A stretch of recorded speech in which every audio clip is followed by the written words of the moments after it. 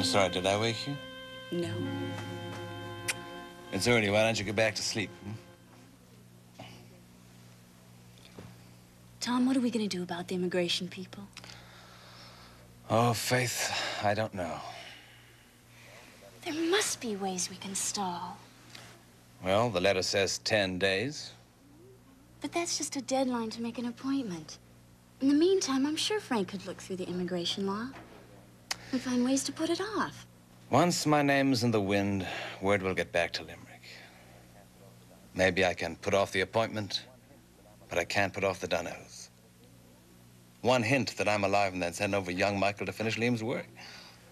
Well, suppose you just told the police and they were ready for Michael or anyone else in his family.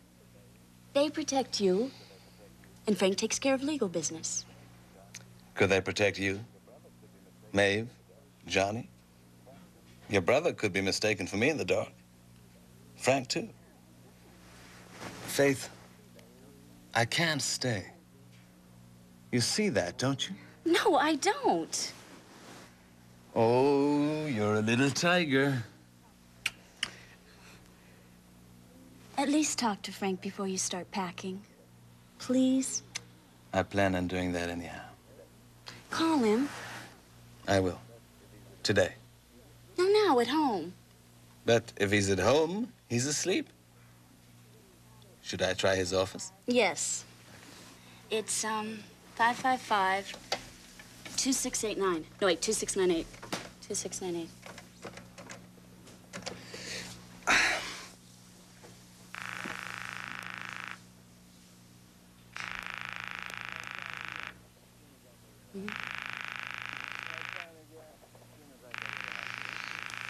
I'll try him again as soon as I get to the hospital. Come on and rest. You don't have to get up just yet.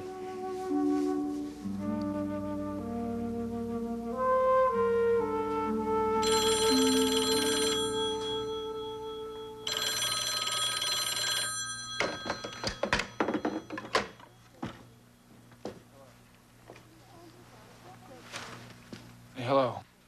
Oh, I'm sorry. Did I wake you? Ray? Yeah, listen. I'll call you back later. Go back to sleep. No, that's all right. That's all right. What time is it? Am I due somewhere?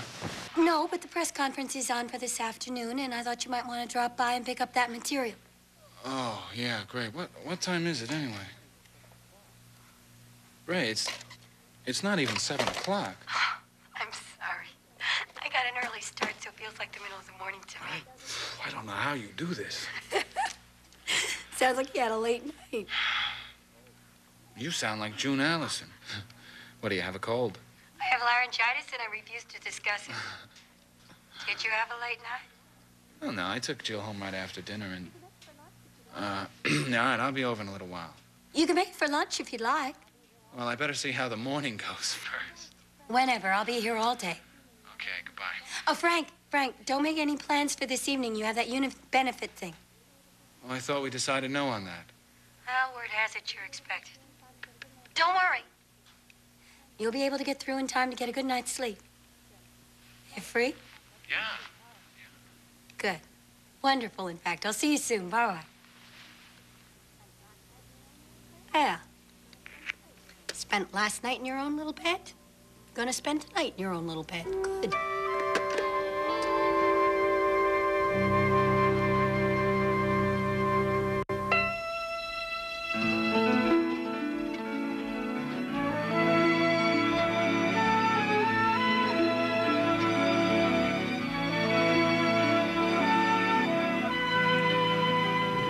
The role of Faith Coleridge is now being played by Karen Morris.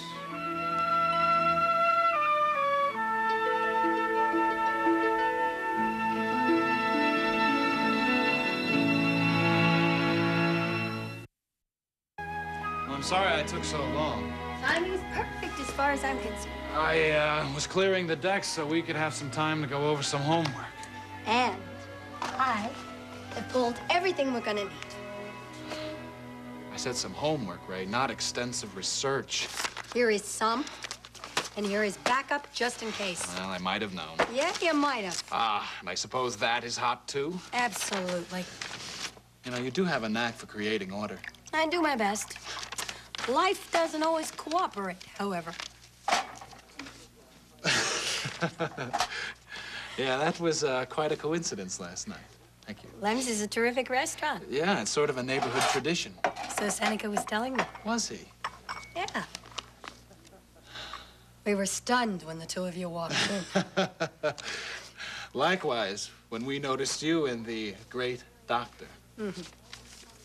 Had all the makings of a very awkward little scene. I hope Miss Coleridge wasn't upset. No, not at all. She didn't much want to be around Seneca after the run-in they had in here the other night, but she forgot all about him after a while.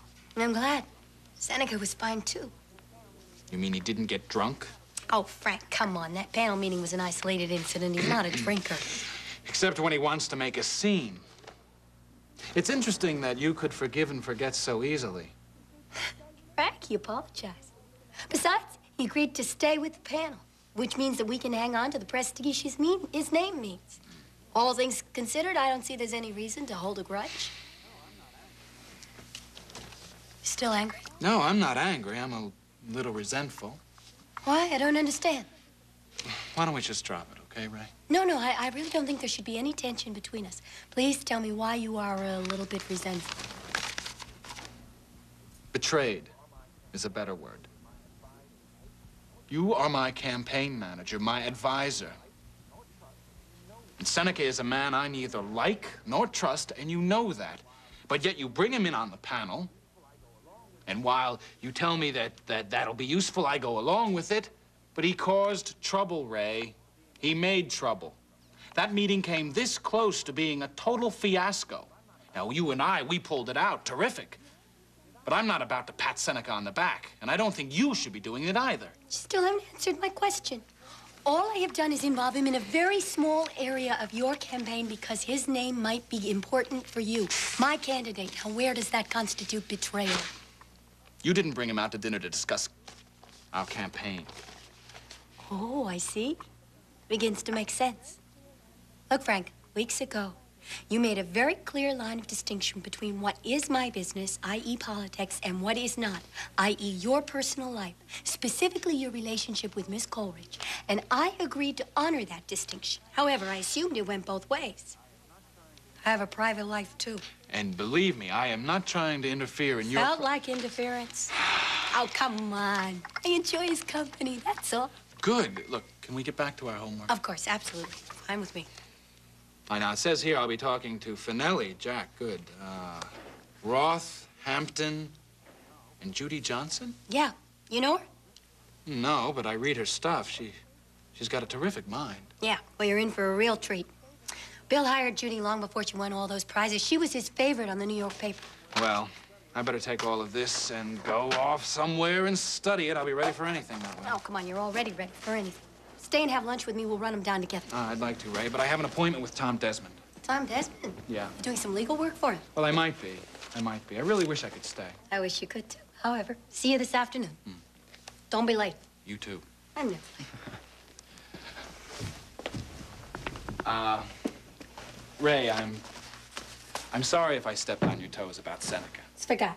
But please, be careful. Give him an opening, and he'll be running the campaign, the Woodard newspapers, and your life. Believe me. Thank you, Daddy. I'll be careful.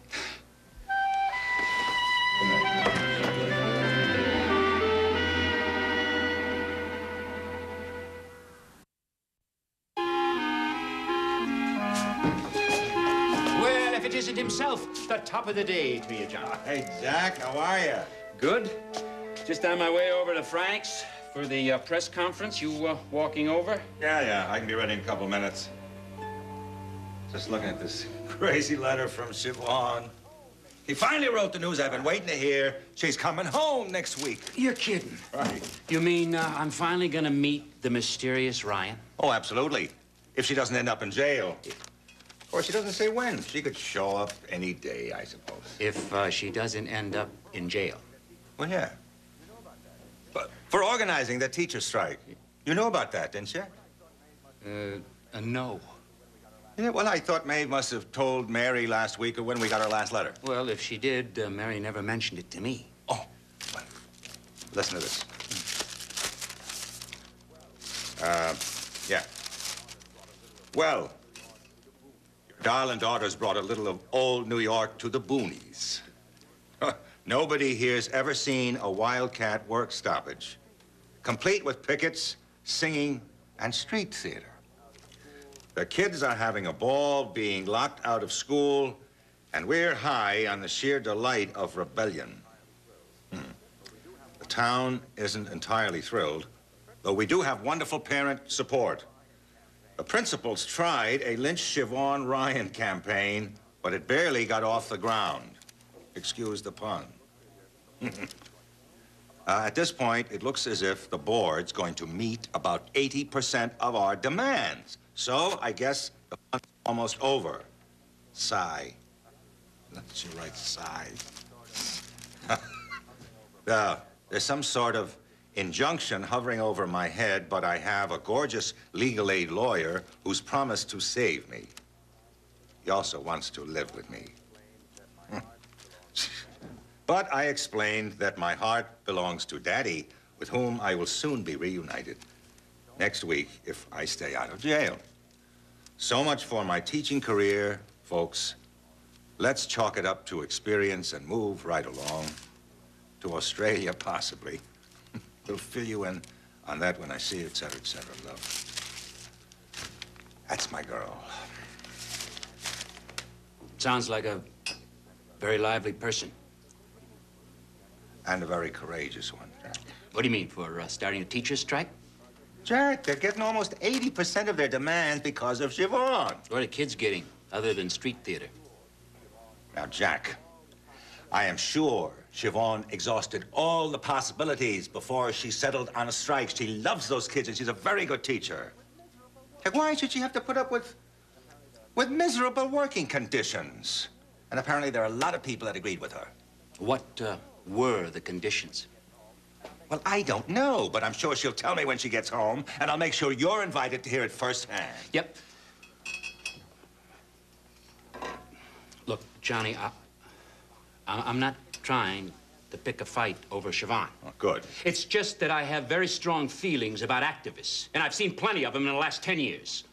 Now, I admire the ones who have a sense of responsibility, but I detest the ones who jump on a cause and ride it like a merry-go-round. Yeah, they have a ball, have a great time, but they cause as much destruction as they do good. I'm not saying that Siobhan is one of those. Well, good, because she's not. A far sight from being one of those. Oh.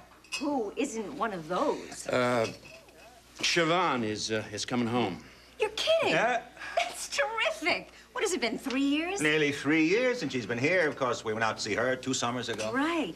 Hey, have I got an aunt for you? Wait till you see. Oh, he's gonna love her. Crazy about her. My big boy. Did you have a good visit, huh? Oh. Did you have a good visit? Between Mrs. Shaw and little John, I think he's ready to move in. Well, listen. Just pack a little bag for him, send him over in a cab. We'd be delighted to have him. Oh, listen, Maeve said she's coming down to cover the bar if you want to go over to the press conference. By any chance, are you going over there? Mm-hmm. Would you like to smuggle in a little message to Frank for me? Yeah, sure. Look, I got an even better idea. You come with us. I'll smuggle Frank out to you. No, I think I better stay out of the way. But do tell him Miriam's not coming tonight, so he can come and visit the 2 of us if he wants. Sweetheart, you're not gonna be in the way. Look, you walk with us, so Edmund spends a little more time with his grandfather. I'll be down in a minute. How you doing, Butch? I guess one doesn't criticize Siobhan. No, not to Johnny. Listen, you're gonna like her. She's one of a kind.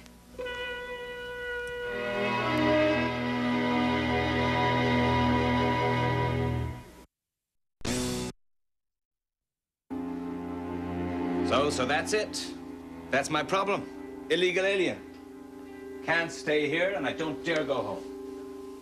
And if I answer that letter, there's every chance the Donahues will find out that I'm alive. All right, a couple of questions. This Donahue family. Now, they've already lost 3 children to this feud. What about us going to Ireland, meeting with the old man and the 2 sons who were left? Tom, is there any chance we could settle this whole thing once and for all? Only if I go to the meeting in a funeral and they're permitted to bury me personally. Frank, it's a marvelous idea.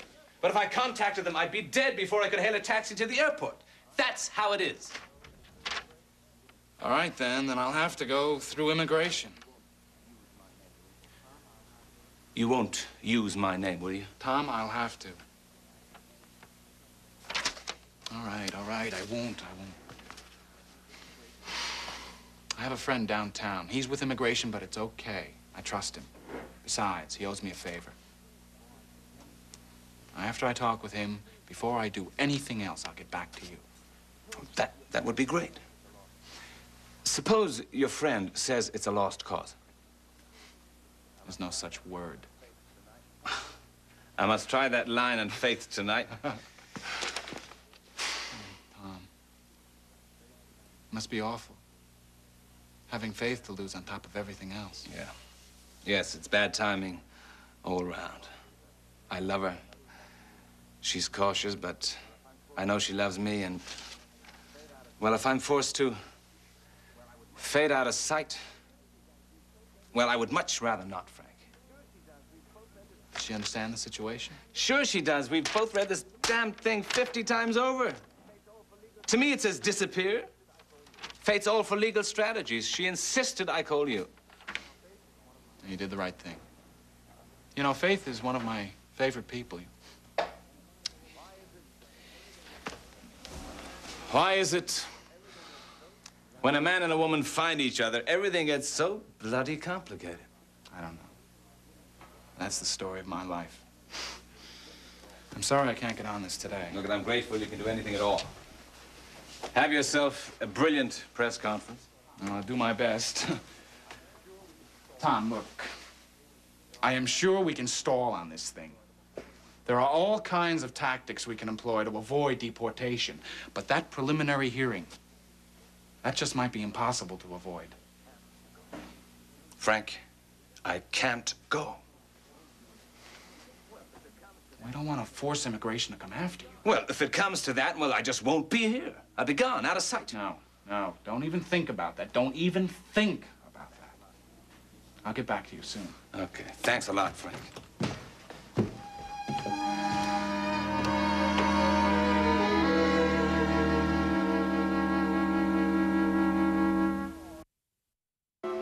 Well, I don't consider myself a dark horse, exactly.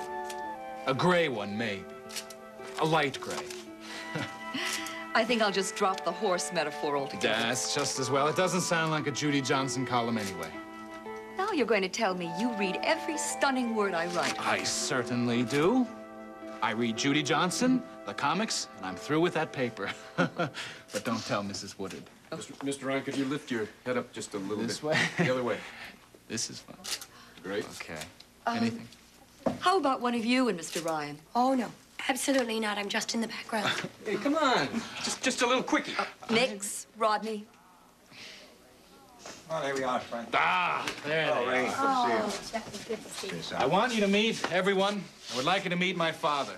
It's John Ryan. And how you do? It's Judy Johnson. Judy Johnson. And you, of course, you all know Jack Finelli. The competition. Sure. Hi, Judy. Good day. Hal. Listen, as soon as Mr. Hampton gets here, we'll get started, all right? Mike, I have an idea. Is this Listen, as long as you got a minute, Jill is outside with... Something I can help you with? No, Ray. Thank you. I'll be right back. Okay, Take your time, fine. son. This is for you. Isn't Hello. she? Hi. Your father dragged me over here, but I wanted to tell you Miriam's not coming by tonight, so why don't you come and see the two of us? Oh, I'd love to, Jill, but I have a meeting tonight. Oh, okay. It's one of those days. Oh, such cold little hands. I bet he took his mittens off, didn't he? You know, it's funny. They always hate their mittens. I don't know why it is. Did you have to put a pretzel in your mouth? Yeah, you sure did. So you say goodbye to George. Well, at least and we'll let me walk him to the door, okay? Ah, there we go. Hiya, pal. One more time, Mr. Ryan. That really was lovely. I can't believe you didn't stage it. Oh, you can have plenty. You can shoot entire rolls of me kissing babies once I have the nomination. But in the meantime, Mr. Hampton. Thank you. Good of you to come. Right in there. Now that Mr. Hampton's here, why don't we start, okay? Judy? Okay, see you. You know what I really need? Name it. A real interview with you. Hard questions. No interruptions. You just name the time, Judy. Okay, do we have everybody? Frank. All right, everyone. Judy, gentlemen, I want to introduce the next United States Senator from New York, Frank Ryan. As of this moment, my hat is officially in the ring. And to answer your first question, yes, I am in for the duration, and I do intend to win.